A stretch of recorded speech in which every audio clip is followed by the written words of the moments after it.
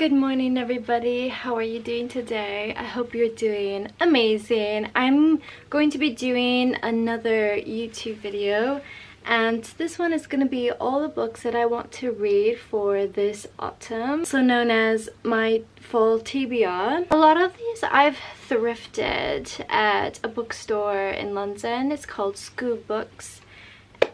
And I highly recommend it if you want to find textbooks, if you want to find essays on all different classical subjects and whatnot. I go there pretty much every week. I go to Scoop Books and it's such a nice place. And there's also another secondhand bookshop right next to Scoop Books. It's called Jude. And that one I found some amazing finds. Most of my thrift books I bought from Scoop Books, so Scoop is definitely my ultimate favorite. And I feel like during this season in autumn they have really good selection. I hope today that you find a book that you are excited to read. If you enjoyed this video, please give it a like so I know if you enjoyed it or not. So first off, I went to go see the most amazing play in London. It's called Phantom of the Opera. I'm sure a lot of you guys are familiar with it. It was phenomenal. I highly recommend if you're gonna pass by London right now to go see Phantom. It was one of the most magical experiences ever. It reminded me of the old days when I used to go to Broadway shows all the time. That's the next book that I'm going to be talking about. So this is Phantom of the Opera by Gaston Leroux. I think that's how you say the last name. This, I think you guys already know what it's about, but I'll read you the synopsis in the back. For years there have been rumors of a ghost haunting the damp caves that lie underneath the Paris Opera House, one that wreaks havoc if anything displeases it. When the new managers of the theatre ignore their predecessors' warnings about keeping the Phantom of the Opera happy, it is a fatal mistake. Tortured by unrequited love for the beautiful angelic singer Christine Daae, the mysterious masked figure living underground has been awaiting a chance to strike and takes its revenge on the world. Will the Phantom claim its prey, or will Christine see beyond its hideous appearance? This book is absolutely phenomenal. It's so deep into what the Phantom of the Opera is about, and I've seen, of course, the film and now the Broadway of Phantom of the Opera and now the book, and I'm so excited to read this. It's gonna be a mixture of horror, romance, in equal measure, and I'm so excited. I got this one secondhand, I would say 2 years ago actually. I can't believe I still haven't read it. It's been on my shelf for literally 2 years. I got this recommended actually first off by one of my favorite YouTubers. Emmy is her name, and she raved about this book so many times, so I was just like, I have to get my hands on it. I think it's the most wonderful classic piece of literature ever, and it has French vibes, it's dramatic, it has that wonderful music, it's about a theater. It has kind of like a gothic feel to it, horror mixed with romance. It just has the whole package, so I'm super excited. This one is a quite battered edition, as you can see, but I love secondhand books. I really don't mind. Super excited for this one. Next off is a book that I am currently reading. It's called Who is Dracula's Father by John Sutherland. One I got from Waterstones, and as you can tell, I already have a receipt in here. I'm on page 17, but this book really struck an interest in me because I will read you some of the chapters. It talks about a lot of the questions that you have about Bram Stoker's novel. Who is Dracula's father? Is Count Dracula the Great Impaler incarnate? How dead is Dracula? Why does Van Helsing swear in German? Why did Henry Irving not bite? So it has just like all these questions related to Bram Stoker's novel. Why is Dracula aristocratic?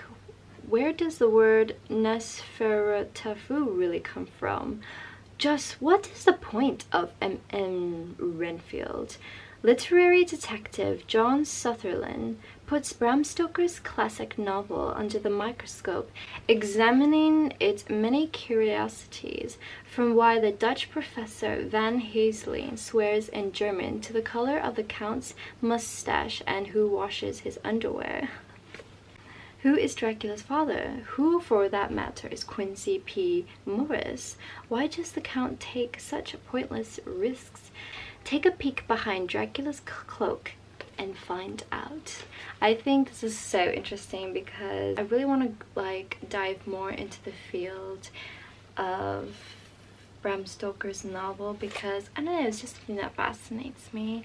And I am married to somebody who's from Romania and who was born and raised like 1 hour away from one of my favorite actors, Bela Lugosi. So I'm just excited to learn more about this type of subject, and yeah, I'm super excited to read this one. Next we have is Perfume by Patrick Süskind. I still can't believe I haven't read this one. It's been on my TBR for a whole year now. Maybe it doesn't have a synopsis. It just has a lot of praise in the back for the book. I'll just read one. A meditation on the nature of death, desire, and decay, a remarkable debut. The next book we have is Brutes by Dizzy Tate. I've already started this one. On page 75, this one is a lot about girlhood. It's a subject that I've recently been really into, and I really want to dive more into it and read more literature about it because I feel like girlhood is such a popular trait going on this year because we had the new Barbie movie come out, we have Taylor Swift's concert, and there's so many themes of girlhood this year, especially when I went to some poetry readings this year about girlhood, and it just really strikes an interest in me, so I want to read more books about it. In Falls Landing, Florida, a place built of theme parks, swampy lakes, scorched flowers, something sinister lurks in the deep. A gang of 13-year-old girls obsessively orbits around the local preacher's daughter, Sammy. She is mesmerizing, older, and in love with Eddie, but suddenly Sammy goes missing. Where is she? Watching from a distance, they edge even closer to discovering a dark secret about their fame-hungry town and the cruel cost of a ticket night out. What they uncover will continue to haunt them for the rest of their lives. Through a darkly beautiful and brutally compelling lens, Diz Tate captures the violence, horrors, and manic joys of girlhood. Brutes is a novel about the seemingly unbreakable bond in the wee of the young friendship and the moment it is broken forever. I'm gonna try to finish this within 2 days. Cover, it's really pretty. I like how the words are going diagonal across like that. I think it's stunning, but yeah, excited. Next book that I picked up at Scoop Books, as you can tell, I have so many of these bookmarks. I just lost my page, oh my god. This one is The Hidden Writer, Diaries, and The Creative Life. The reason why I bought this book is because of this praise right here. I'm really excited to read this. Whom do I tell when I tell a blank page? Virginia Woolf's question is one that generations of readers and writers have asked of their own diaries. Melding original research and telling excerpts in a seamless narrative, The Hidden Writer illuminates the secret world of writers and their diaries through compelling portraits of 7 remarkable women. The Hidden Writer is destined to become a classic. And I was reading a few pages of it when I was in the bookstore. I absolutely love this drawing. Do you just see that? I really want a writer's desk. Like, that is my new piece of furniture that I really need like right now, because I've been to so many museums recently, and just seeing the writer's desk like in the corner of the room, and just like seeing how the magic of that desk brought to life so many amazing classics. just really inspires me. So I really want to get a writing desk. I'm not sure when, but I want to get one that's like old-fashioned.